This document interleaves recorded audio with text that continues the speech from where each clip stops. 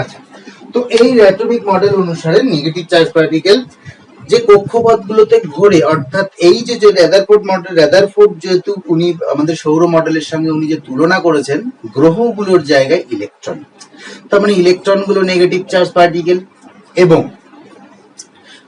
সেন্টারে থাকে positive charge particle. এখন নেগেটিভ আর পজিটিভ যদি পরস্পর একত্রিত, আমাদেরকে অ্যাটমের নেট চার্জ 0, তো নেগেটিভ পজিটিভ একসঙ্গে চিপকে থাকতে পারত। উনি কেন সৌর মডেলের সঙ্গে তুলনা করলেন? সৌর মডেলে কি হয়, দ্যাট মিনস এইরকম সেন্টারে থাকে সান এবং এখানে কি বিভিন্ন প্ল্যানেট গ্রহগুলো বিভিন্ন কক্ষপথ বরাবর ঘুরে বেড়ায়। এখানে কক্ষপথগুলো ঘোরার জন্য কি বাইরে বেরিয়ে যাওয়ার চেষ্টা করে, কিন্তু ফোর্স অফ অ্যাট্রাকশন একে ক্যান্সেল আউট করে দেয়, যে কারণে এদের মধ্যে একটা ফোর্সও থাকে এবং এ বাইরে যাওয়ারও একটা ফোর্স, এর এনার্জির কারণে বাইরে চলে যাওয়ার চেষ্টা করে, কিন্তু ফোর্স অফ অ্যাট্রাকশন গ্র্যাভিটেশনাল ল অনুসারে ফোর্স অফ অ্যাট্রাকশনের কারণে এই বাইরে যাওয়ার এনার্জি এবং এই ফোর্সটা পরস্পর ক্যান্সেল আউট হয়, ফলে কি ও নির্দিষ্ট কক্ষপথ বরাবর ঘুরে যায়। আচ্ছা, তো তখন নিউক্লিয়াসের কনসেপ্ট আসার পরে নিউক্লিয়াসের সাইজ সম্পর্কে আমরা রাদারফোর্ডের এক্সপেরিমেন্ট থেকে পাই, সেগুলো আরো ক্লাস 12 এর মোর কনসেপ্ট। তো ক্লাস নিউক্লিয়াসের কনসেপ্টে কি ছিল, অ্যাটমের সাইজ এন্ড সাইজ অফ অ্যাটমের সাইজ ছিল কি, that is 10 to the power -10 metre, আর নিউক্লিয়াসের size 10 to the power -14 metre. That means atom is more than 10,000 times bigger than nucleus, অর্থাৎ অ্যাটমের সাইজ নিউক্লিয়াসের সাইজ থেকে 10,000 গুণ বড়। এর অর্থ, যদি নিউক্লিয়াসের ব্যাসার্ধ 1 মিটার হয়, তাহলে এখান থেকে কি হবে, এই গেল অ্যাটমের ব্যাসার্ধ, তো অ্যাটমের ব্যাসার্ধ 10,000 টাইমস হবে, এত মিটার। ওকে, যদি নিউক্লিয়াসের ব্যাসার্ধ 1 মিটার হয়, তো সেই ক্ষেত্রে অ্যাটমের ব্যাসার্ধ হয়ে যাবে 10,000 মিটার। দ্যাট মিনস অ্যাটমের সাইজ নিউক্লিয়াসের সাইজ থেকে 10,000 টাইমস বড়। আচ্ছা, তো এত বড়, তাহলে এত বড় হওয়ার কারণ, যদি নেগেটিভ চার্জ পার্টিকেল এবং পজিটিভ চার্জ পার্টিকেল পরস্পরের সঙ্গে চিপকে থাকবে, তাহলে কি হবে, নেগেটিভ চার্জ পার্টিকেল গুলো এখানেই থাকবে, তাহলে এইটুকু অ্যাটমের সাইজ হবে। এত বড় অ্যাটমের সাইজ কেন? তো নিশ্চয়ই ইলেকট্রন গুলো নিশ্চয়ই অ্যাটমের গায়ে, নিউক্লিয়াসের গায়ে চিপকে নেই, তাহলে নিউক্লিয়াস গুলো কোথায়, অথচ চার্জ 0। এই কনসেপ্ট মাথায় আসার পরে রাদারফোর্ড ভাবলেন, তাহলে নিশ্চয়ই ইলেকট্রন গুলো কক্ষপথ বরাবর ঘুরে বেড়ায়, যেখানে ইলেকট্রন গুলোর একটা এনার্জি থাকে, একদম লাইট সোলার সিস্টেম, একদম সৌরজগতের সঙ্গে উনি ট্যালি করলেন কি, যে যেমন গ্রহগুলোর একটা এনার্জি থাকে, সেই এনার্জির কারণে বাইরে বেরিয়ে যাওয়ার চেষ্টা করে, কিন্তু ফোর্স অফ গ্র্যাভিটেশন ফোর্সের কারণে ও বাইরে বেরিয়ে যেতে পারে না, ফলে একটা নির্দিষ্ট অরবিট ডিস্টেন্স মেনটেন করে ঘুরে বেড়া, যাকে আমরা অরবিট বলি। সো এই যে রাস্তা দিয়ে ইলেকট্রন গুলো ঘুরছে, একে আমরা অরবিট বলি। ঠিক তেমন সোলার সিস্টেমের ক্ষেত্রে সূর্য এখানে থাকে, পৃথিবী এই কক্ষপথ বরাবর ঘুরছে, তো পৃথিবীকে একটা এনার্জি থাকে, এনার্জি থাকার কারণে কেউ বাইরে বেরিয়ে যাওয়ার চেষ্টা করে, কিন্তু ফোর্স অফ অ্যাট্রাকশন ওকে ধরে রাখে, ফলে ওকে বাইরে বেরিয়ে যেতে দেয় না। তার মানে কি, একটা এই দুটো সমান ব্যালেন্স হওয়ার ফলে ও নির্দিষ্ট ডিস্টেন্স মেনটেন করে নির্দিষ্ট কক্ষপথে চারিদিকে ঘুরে বেড়ায়।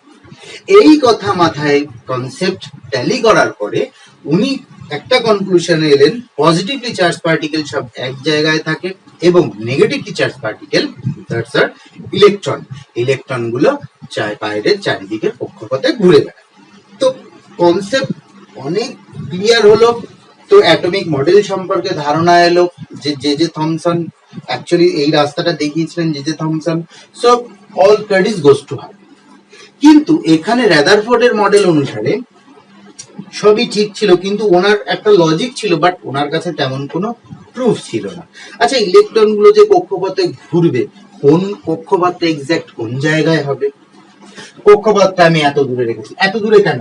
আরো দূরে হতে পারতো, কি আরো কাছে হতে পারতো, কিভাবে হতে পারতো? তো এর সম্পর্কে কিন্তু তত কনসেপ্ট রাদারফোর্ডের ক্ষেত্রে ছিল না, যেটা আরো ক্লিয়ার হয় নিলস বোরের থিওরি অনুসারে। নিলস বোরের পস্টুলেট অনুসারে। রাদারফোর্ডের স্টুডেন্ট, রাদারফোর্ড সেশন শেষ হওয়ার পর নিলস বোর এই এক্সপেরিমেন্ট আরো এগিয়ে নিয়ে যায়, যেমন স্যার জে থমসনের পরে রাদারফোর্ড এই জিনিসটা নিয়ে আরো এগিয়ে গেছিলেন।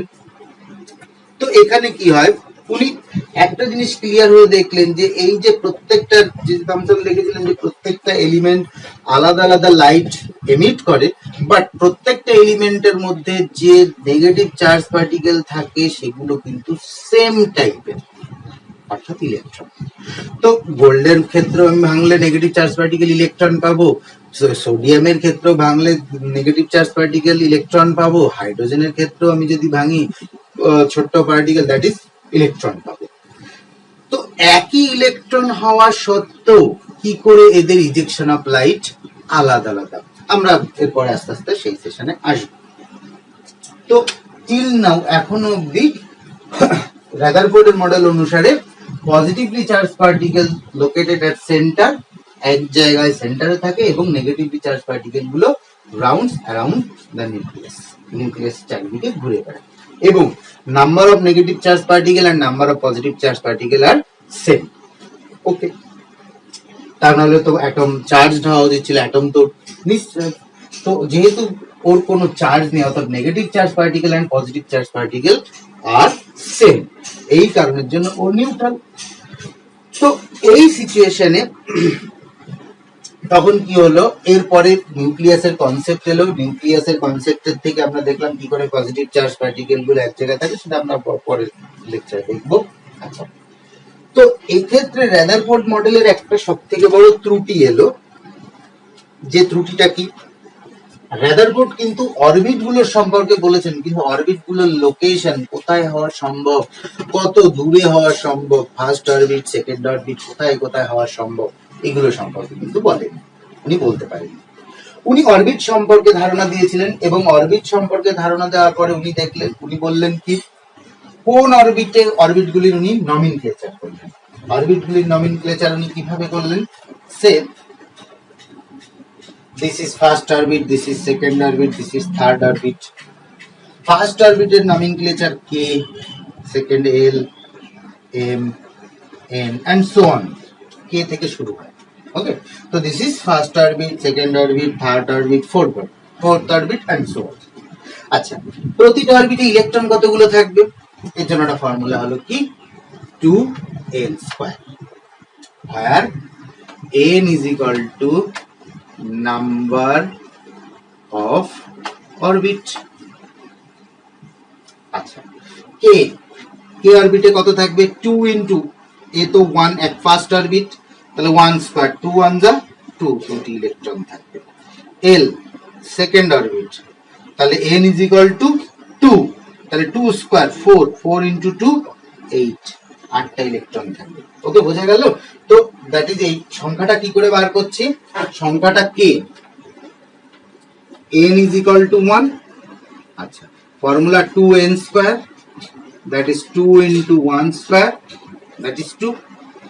l কক্ষপথ, তাহলে নাম্বার অফ কক্ষপথ কি 2, তাহলে 2 into n² formula, that is 2 into 2², 8 m third orbit, so that is formula 2n², that is 2 into 3², that is 3 3 are 9 2 are 18 and so on।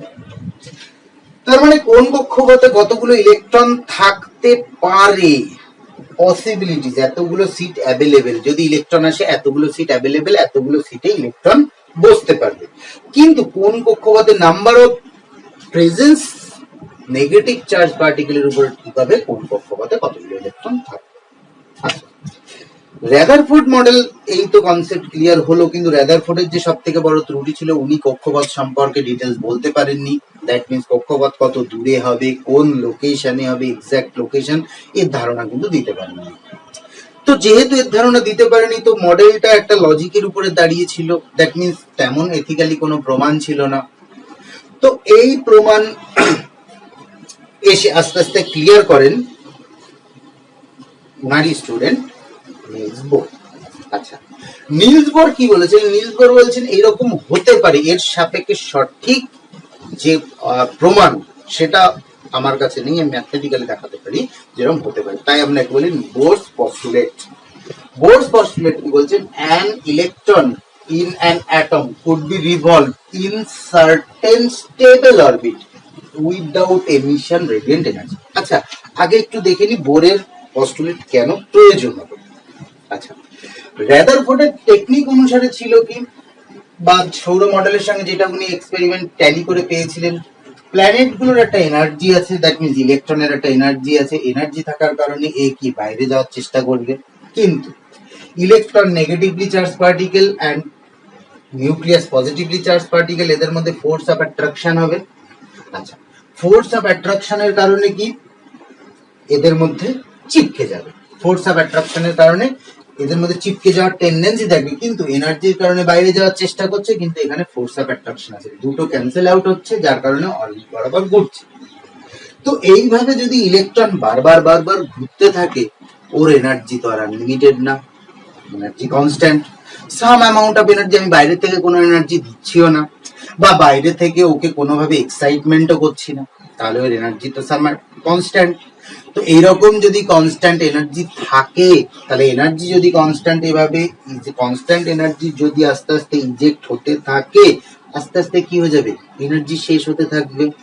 আচ্ছা, যদি এনার্জি শেষ হয়, ফোর্স অফ অ্যাট্রাকশনের কারণে কি হবে, ও আস্তে আস্তে এর দিকে চলে আসতে থাকবে। দ্যাট মিনস সেই সিচুয়েশন গুলো কেমন হবে,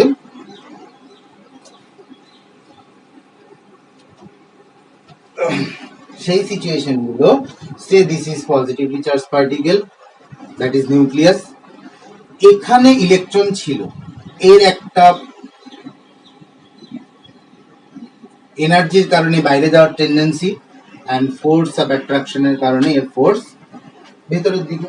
ফোর্স কি ছিল, ফোর্সের ইকুয়েশন ছিল F is equal to 1/4πε0 into Q1 Q2 আপন R স্কয়ার, আর কি রেডিয়াস, দিস ডিস্টেন্স R।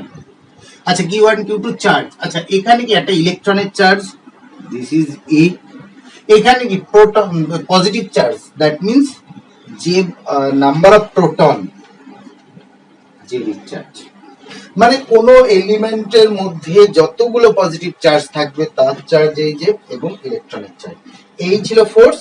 আচ্ছা, তো সেই ফোর্সের ক্ষেত্রে যদি এই এনার্জি কমতে থাকে, তার মানে কি এই ফোর্স বেশি হয়ে যাবে তুলনামূলক, সেই সিচুয়েশনে কি হবে, এ আর এই কক্ষপথে ঘুরতে পারবে না, আস্তে আস্তে আস্তে আস্তে আস্তে আস্তে আস্তে ঘুরতে ঘুরতে ঘুরতে ঘুরতে কি হবে, সেন্টারে এসে পড়বে।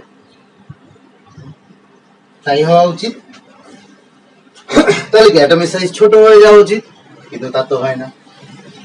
এটাও কিন্তু একটা বড় কনফিউশন, বড় ইনকমপ্লিট স্টেজ রাদারফোর্ডের ক্ষেত্রে। তাহলে রাদারফোর্ড কি উনি কক্ষপথ সম্পর্কে বর্ণনা দিতে পারেননি, কক্ষপথটা কোন জায়গায় থাকবে এবং কক্ষপথের এক্সাক্ট লোকেশন কোথায় হবে। শুধু তাই নয়, যদি ইলেকট্রন গুলো এনার্জি রেডিয়েট করতে থাকে, তো এনার্জি আনলিমিটেড না, ওকে তো এনার্জি ওর সামথিং একটা এনার্জি আছে, সে যতটাই থাকবে, বাইরে থেকে এনার্জি দেওয়া হচ্ছে না, তাহলে সোর্স অফ এনার্জি যা ছিল তাই।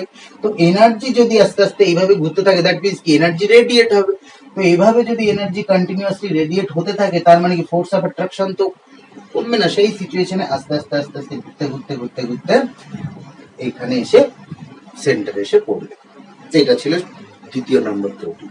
তো এই ত্রুটির কারণে রাদারফোর্ডের মডেলে অনেক প্রবলেম দেখা গেল, সেই প্রবলেম গুলো সলভ করলেন কে, Nils bore.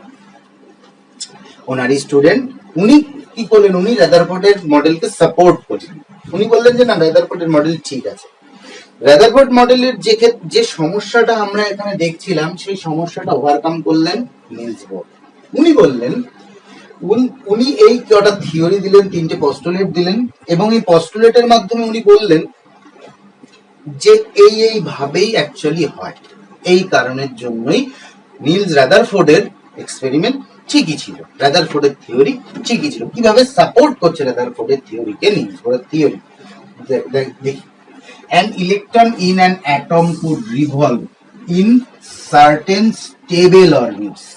This is most important, stable orbit, without emission of radiant energy. Radiant energy মানে এই যে এনার্জির কথা বলছিলাম, যে এনার্জি রেডিয়েন্ট হয়ে যাচ্ছিল, বেরিয়ে যাচ্ছিল, তবে না আস্তে আস্তে এনার্জি কমার কারণে এরকম পথে গিয়ে নিউক্লিয়াসের উপরে গিয়ে পড়ছিল।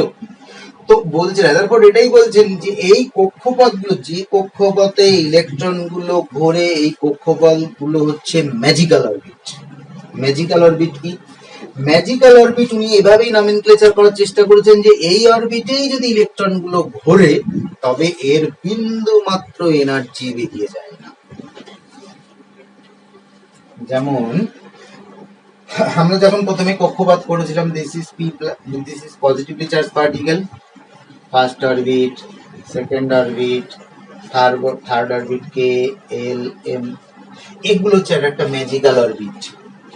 এই অরবিট গুলোতে যদি কোনো negatively charge particle around rotate করে তাহলে ওর কোনো এনার্জি বিন্দু মাত্র, বলছে could revolve in a certain stable orbit. এই সার্টেন স্টেবল অরবিটে রিভলভ হচ্ছে, এগুলো সব কি স্টেবল অরবিট। স্টেবল অরবিট और magical orbit.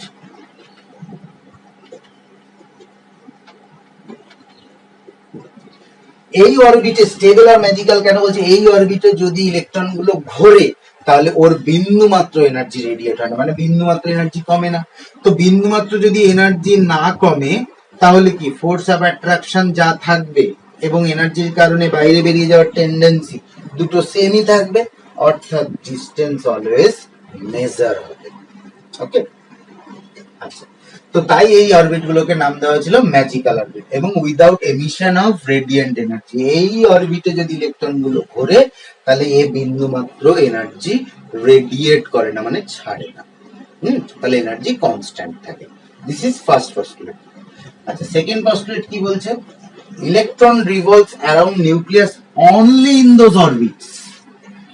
Electrons revolves around the nucleus only those orbits for which angular momentum that means কৌণিক ভরবেগ, ভরবেগ জানি ভর আর বেগের সমন্বয় সৃষ্ট গতিকেই বলে ভরবেগ।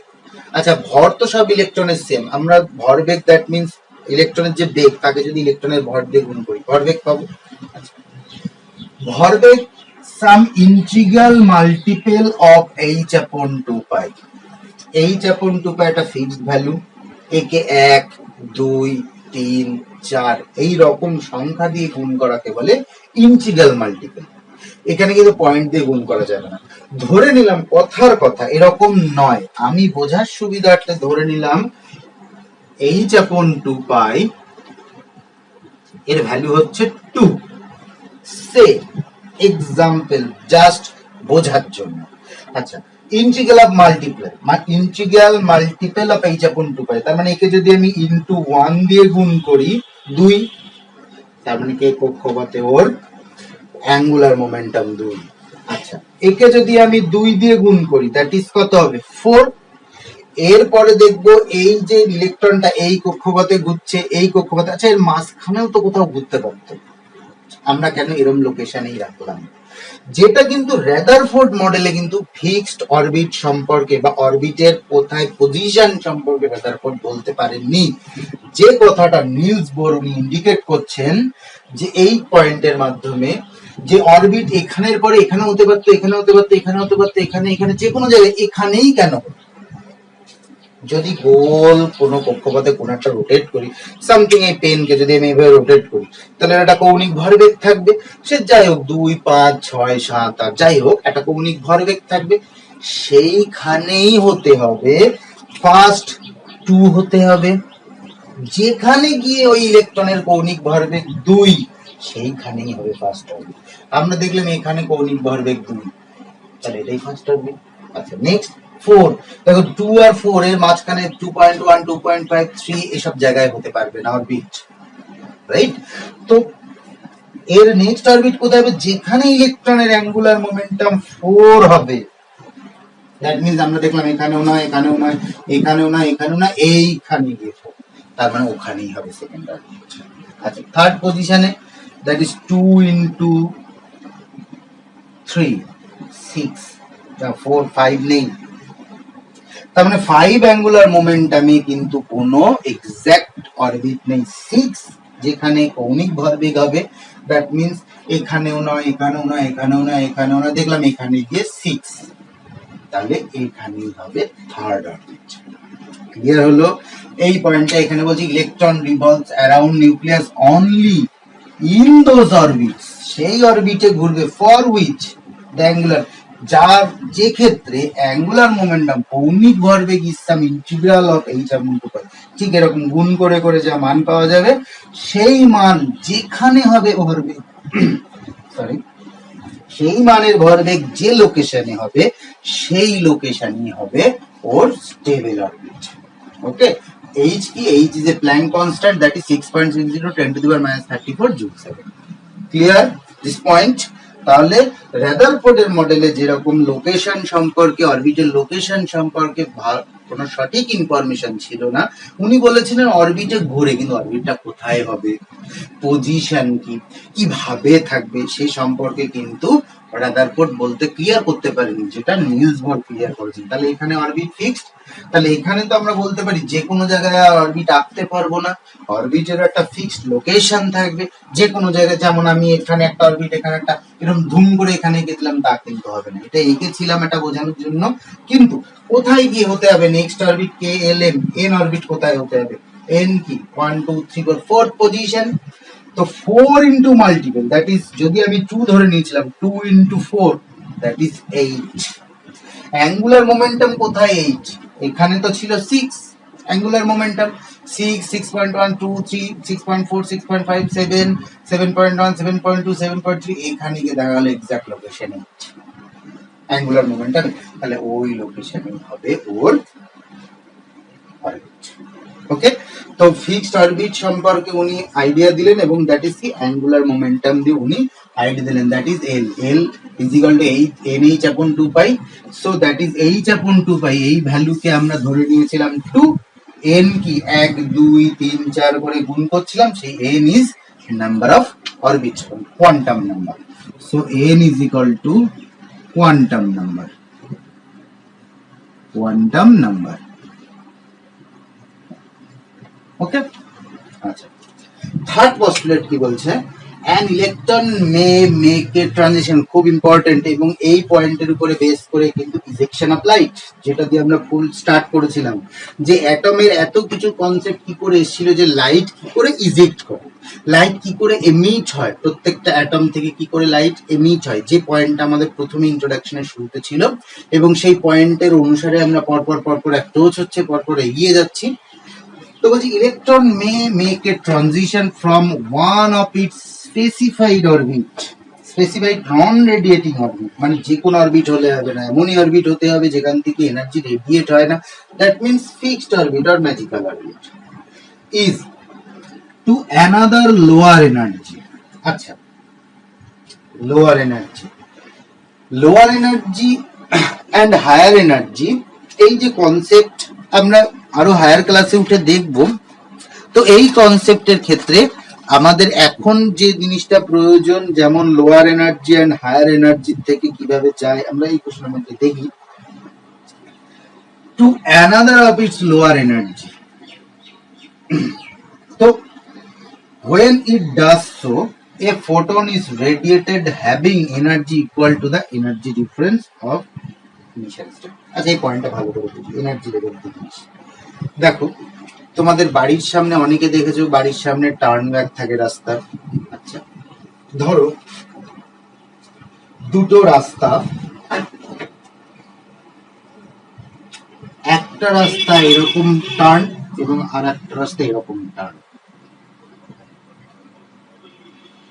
তো এই রাস্তা দিয়ে তুমি 60 কিমি/আওয়ার বেগে টার্ন করা যায়।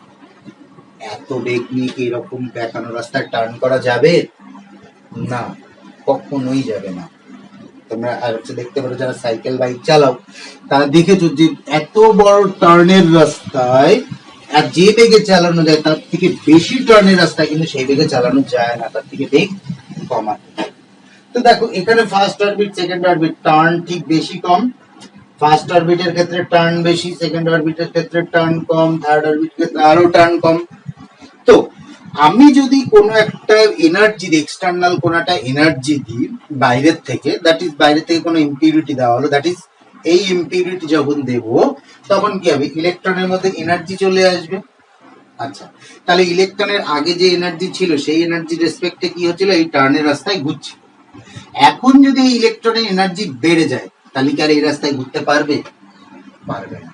ও কি হবে, নেক্সট হায়ার কোন জায়গায় যাবে যার টার্ন বেশি, হায়ার দ্যাট মিনস যার টার্ন বেশি, তো সেখানে যাবে।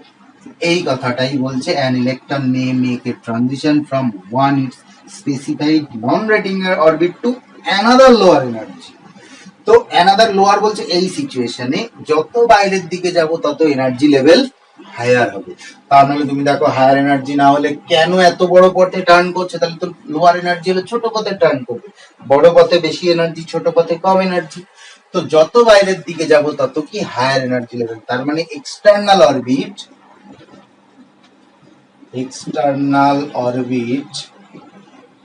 or higher energy level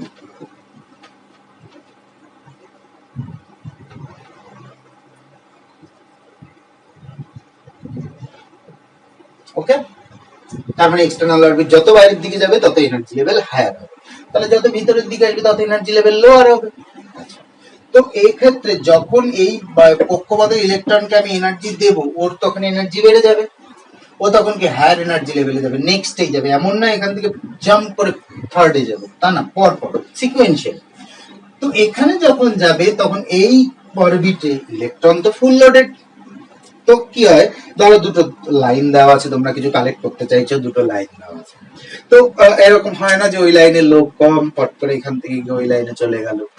তো যখন কি হলো, এই লাইনের থেকে লোক ওই লাইনে গেল, তখন ওই লাইন কি হবে, ওই লাইনে বলবেন না ভাই তোমার এখানে কোনো জায়গা নেই, এখানে আমরা অলরেডি লোডেড। তো কি হবে, ও কি হবে গিয়ে আবার পুনরায় ওর জায়গায় ফিরে যাবে। তো সেই কথাটা যদি মাথায় রাখতে পারি, যদি এই ইলেকট্রনকে এনার্জি দেওয়া হয় ও কি হবে, এনার্জি বেশি হয়ে যাবে। তো যদি এনার্জি বেশি হয় ওর আরো হায়ার লেভেলে যেতে হবে, কারণ ওর রাস্তা আরো বড় হতে হবে, তা নাহলে অত বড় এনার্জি দিয়ে ছোট রাস্তায় যেতে পারবে না। তো পরে কিন্তু এই অরবিটে যখন যাবে, এই অরবিটে তো ইলেকট্রন অলরেডি আছে, তো ওরা তো কি করবে, ইলেকট্রনকে অ্যালাউ করবে না। তো যদি ইলেকট্রনকে অ্যালাউ না করে তো কি করতে হবে, ওকে আবার পুনরায় প্রথম অরবিটে ফিরে আসতে হবে। কিন্তু প্রথম অরবিটে ফিরে আসবে কি করে, ওর কাছে তো অলরেডি এনার্জি বেশি, ওর কাছে এনার্জি বেশি তবেই না ওই অরবিট থেকে এই অরবিটে পৌঁছেছে। তো এই ক্ষেত্রে যদি এর এনার্জি, ও এক্ষেত্রে ধরে নিলাম আমি এখানে এনার্জি 10, যদি থাকতে হয় 10 হতে হবে, ওকে আমি বাইরে থেকে আরো 5 দিলাম 15, এই অরবিটে থাকতে গেলে এনার্জি হতে হবে 15। তাহলে যখন এই ইলেকট্রনটা এখানে গেছে ওর এনার্জি তো 15 হয়ে গেছে, তো 15 হলে ও এখানে কি করে আসবে, তাহলে ওকে 5 নিশ্চয়ই কমাতে হবে, আবার 10 হবে, তবে না ও গিয়ে ফিরে আসবে। তো দ্যাট মিনস এই যে এক্সেস অ্যামাউন্ট অফ এনার্জি ও ছাড়বে, তবে গিয়েই ওর 10 হবে, তবে গিয়েই ও এই অরবিটে ফিরে আসতে পারবে। এই যে এক্সট্রা এনার্জি ছাড়ছে পেয়েছিল কি করে, এক্সাইট করার পরে, এইটাকেই বলে এক্সাইটেশন অফ অ্যাটম। বাইরের থেকে আমি এনার্জি দিলাম, ইলেকট্রন সাম এনার্জি পেল, পাওয়ার পরে হায়ার এনার্জি লেভেলে গেল, এক্সট্রা এনার্জি হওয়ার কারণে কেন গেল এই লজিকের মারফতে বোঝা গেল। আচ্ছা, এই যে হায়ার অরবিটে গেল, এই হায়ার অরবিটে যাওয়ার যে টেকনিক, যে সিচুয়েশন, এটারই বলা হয় এক্সাইটেশন অফ অ্যাটম। বাইরের থেকে এক্সাইটমেন্ট করলাম, তো এ কি করতে হবে, এক্সাইটেশন অফ অ্যাটমের ফলে এক্সট্রা এনার্জির কারণে নেক্সট অরবিটে গেল, হায়ার এনার্জি লেভেলে গেল, কিন্তু হায়ার এনার্জি লেভেলে তো অ্যাভেলেবেল নেই, তাহলে ওকে কি করতে হবে, 5 এনার্জি রিডিউস করতে হবে, তবে ওর হবে 10, তবে গিয়ে আবার পুনরায় প্রথম ওর নিজের জায়গায় আসতে পারবে। এরকম বারবার হতে থাকবে, আমি 10 ছিল 15 করলাম, এনার্জি দিলাম 15 হয়ে গেল, আবার ও কি ওখানে জায়গা পেল না, ও 5 ইজেক্ট করলো, আবার নিজের জায়গায় ফিরে, আবার এনার্জি দিলাম, আবার 15 হলো, ও এখানে গেল, জায়গা পেল না, আবার 5 ছেড়ে আবার এখানে এলো। এইটা প্রসিডিওর বারবার হতে থাকে। এই যে এনার্জি ইজেক্ট করে, এনার্জি ইজেক্ট করার সিস্টেম কি, এনার্জি ইজেক্ট করা সিস্টেম ছোট ছোট ফোটন পার্টিকেল বানায়, বাইরে নিক্ষেপ করে। ফোটন পার্টিকেল বানায়, এনার্জি দিয়ে তৈরি হয় ফোটন পার্টিকেল এবং বাইরে ইজেক্ট হয়। ফোটন পার্টিকেল কি? লাইট। ওকে, তো এই যে এনার্জি -5, এই যে 5 এখান থেকে যদি আমি মাইনাস করি, 5 এনার্জি যে বাইরে যে ইজেক্ট হচ্ছে, এই যে 5 এনার্জি বাইরে ইজেক্ট হচ্ছে in the form of photon particle. Photon particle what? Light. Okay, তো এক্ষেত্রে ক্লিয়ার হলো যে কি করে কোনো অ্যাটম লাইট ইজেক্ট করে। তো দ্যাট ইজ, এটা এখানে বলছে electron May make a transition. তো কতটা ছাড়বে এই সিচুয়েশনে? দিস ইজ ছিল এনার্জি ইনিশিয়াল। ওকে, আচ্ছা, এই সিচুয়েশনে ছিল এনার্জি ফাইনাল।